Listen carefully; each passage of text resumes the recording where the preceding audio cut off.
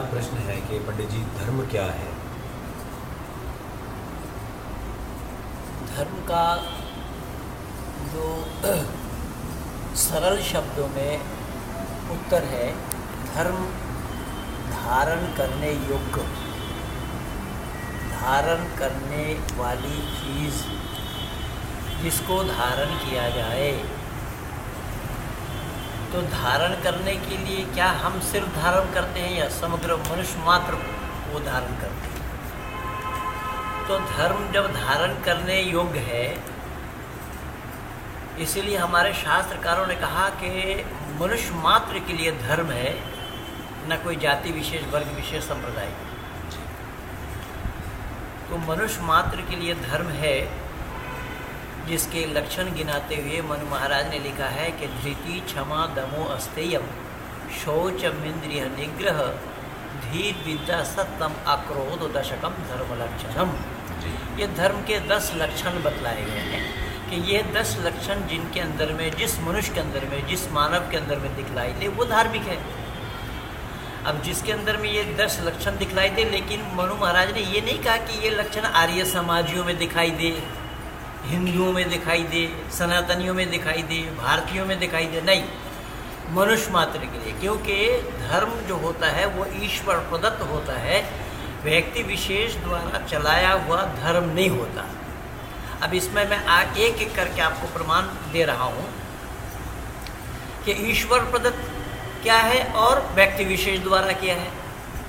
तो ईश्वर प्रदत्त जितने भी सामान हैं, जितने भी चीज़ें हैं, जितने भी वस्तुएं हैं, वो सामान पहले है, ज़रूरत बाद में है। जैसा देखने से पहले सूरज है,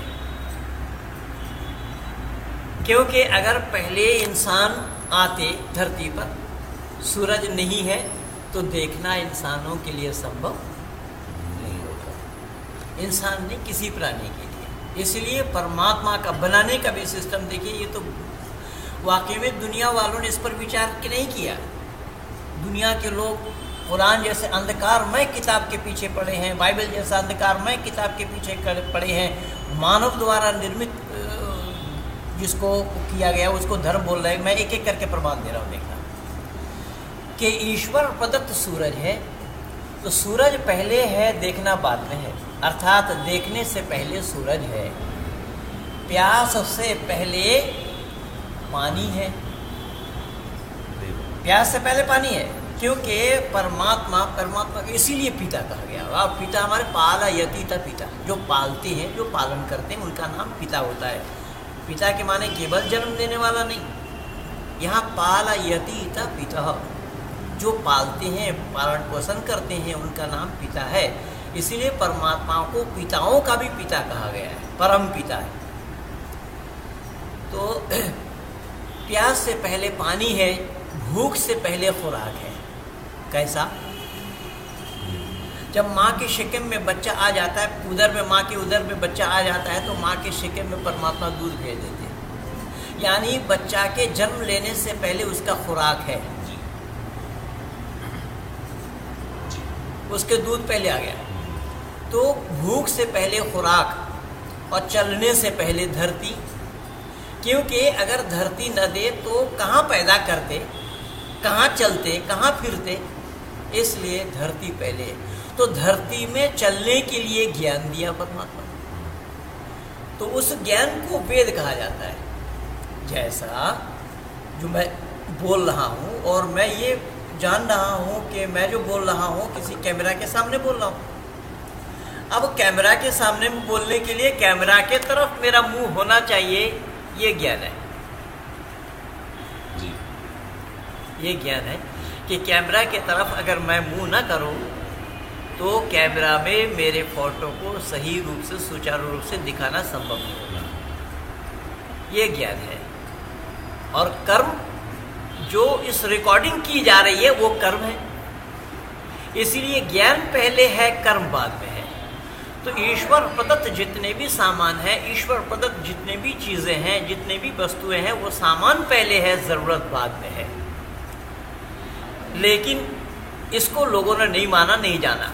उदाहरण के रूप में जो धर्म के नाम से बखेड़ा हुआ है, खास तौर से किसी और देश में हो या ना हो, लेकिन भारत में है, तो बौद्धिस्टों को भी बौद्ध धर्म कहा जाता है। अर्थात महात्मा बुद्ध के द्वारा जो संचालन किया हुआ है, चलाया हुआ है, उसको धर्म के नाम से बोला गया। अब धर्म अगर बौद्ध है, बौद्धिस्ट अगर धर्म है, तो जब इनका जन्म नहीं था तो बौद्धिस्ट कहाँ थे? बौद्ध धर्म कैसे था? उससे पहले जो लोग थे वो धर्म से वंचित थे। तो ये व्यक्ति विशेष द्वारा चलाया हुआ है। जो आदमी द्वारा चलाया होगा वो धर्म नहीं होगा, वो मत कहलाएगा, पंथ कहलाएगा, मजहब कहलाएगा, रिलीजन कहलाएगा। मजहब के माने धर्म नहीं है। इस्लाम वाले उसको दीन बोलते हैं। अब दीन है या रात है, वेद के सामने टिक नहीं पाएगा, ना मैं टिकने दूंगा।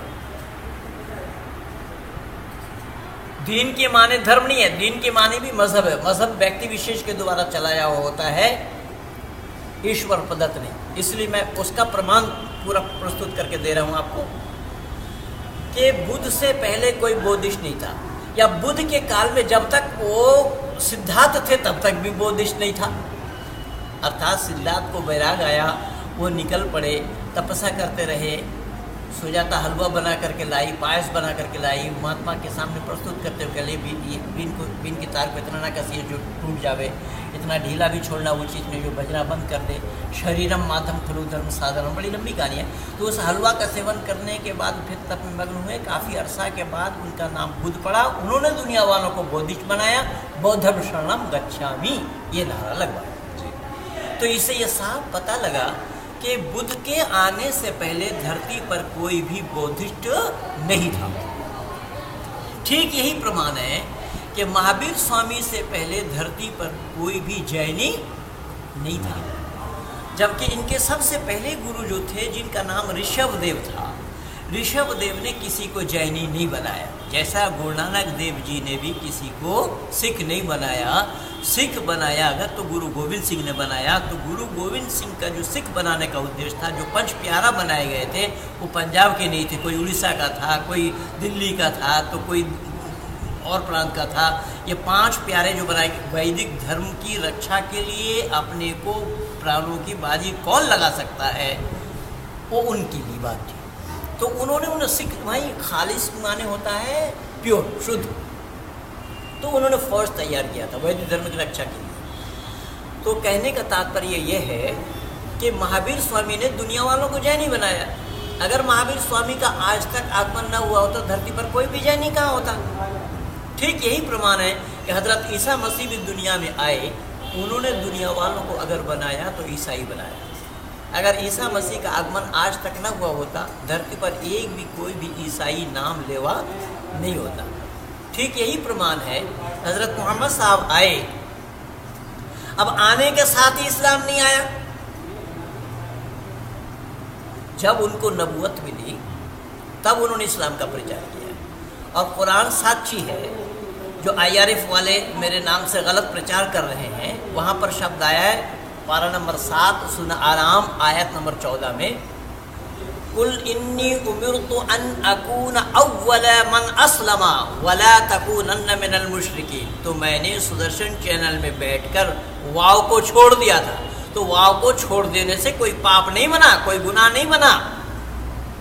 वाव के माने होता और, मैं तो उनको बचा के बोला हूँ। फिर भी वहाँ क्या कहा गया कि ऐ मोहम्मद तुम कह दो सबसे पहला मैं मुसलमान हूँ और मैं मुशरिकों में शामिल नहीं हूँ। तो और उन्होंने अपने लिए कहा कि और मैं मुशरिकों में शामिल नहीं हूँ, शिर्क करने वालों में से नहीं हूँ। और मैं आज आप लोगों को ये बताना चाहता हूँ कि इस्लाम से बढ़ कर के शिर्क करने वाला धरती पर कोई नहीं है। शिर्क माने होता शरीक बनाना। किसका शरीक बनाना? अल्लाह का शरीक बनाना, अल्लाह का साजी ठहराना। तो अल्लाह का साजी कौन ठहराया? ला इलाहा इल्लल्लाह कहते कहते किसी मुसलमान के ज़ुबान से अगर झाग निकल कर वो मर जाता है, वो मुसलमान नहीं बन सकता जब तक कि वो मोहम्मदुर रसूलुल्लाह न कह ले।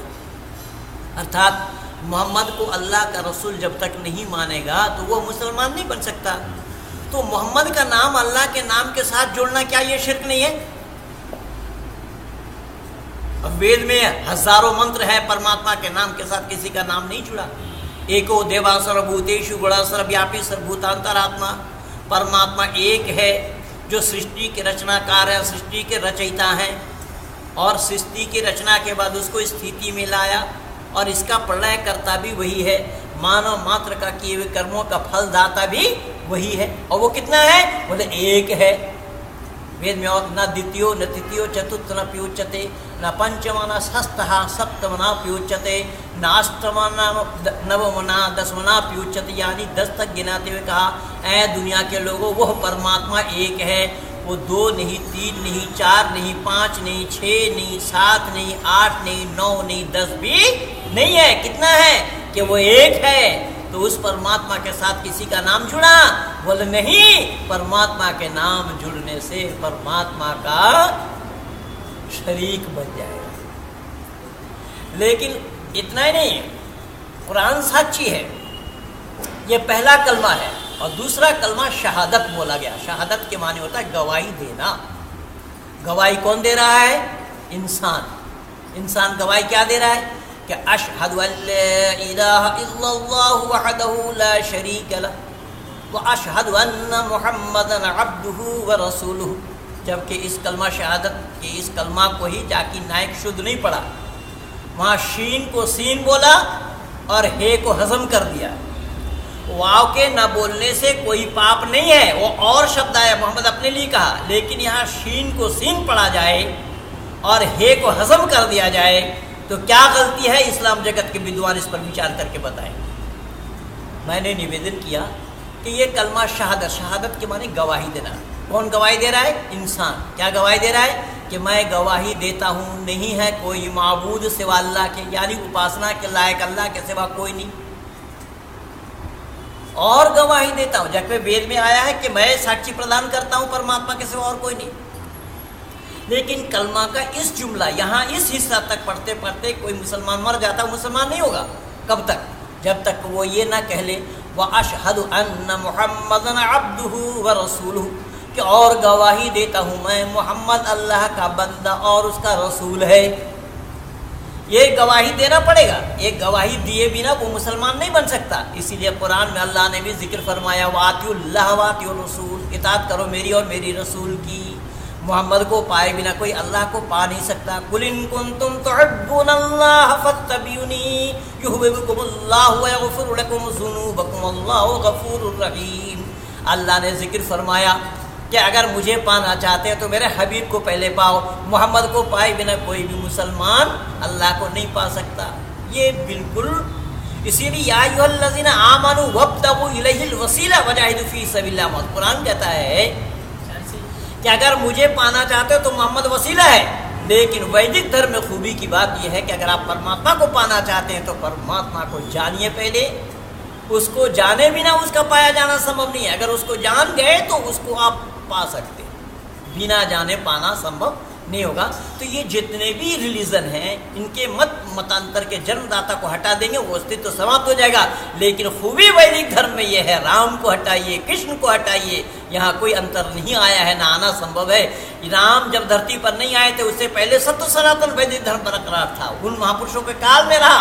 आज वो लोग नहीं है, आज भी वो बरकरार है। ये है धर्म।